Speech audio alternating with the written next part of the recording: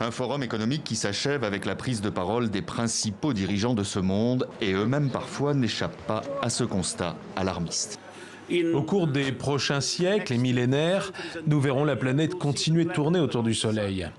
Ce qui sera détruit, c'est notre capacité à vivre sur cette planète. Nous serons détruits par le changement climatique, pas la planète. Parole de hauts responsables qui trouverait presque peu d'écho face à celle d'une adolescente de 17 ans. C'est finalement vers elle, Greta Thunberg, que l'on va chercher à dresser le bilan de ce forum.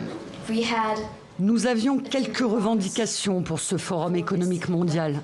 Évidemment, elles ont été complètement ignorées, mais nous nous y attendions. Icône pour les uns, totalement manipulée pour les autres, Greta Thunberg se sera livrée une nouvelle fois tout au long de ce forum à des joutes interposées avec le dirigeant de la première puissance mondiale, Donald Trump. Mais pas seulement, le secrétaire américain au Trésor est entré à son tour dans le jeu.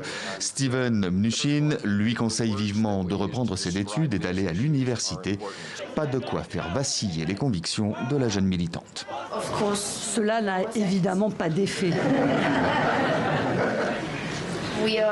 Nous sommes constamment critiqués de cette manière et si nous y faisions attention, nous ne pourrions pas faire ce que nous faisons. En attendant, ce forum de Davos, à défaut de décisions concrètes, se termine comme il a commencé, dans un climat électrique entre générations.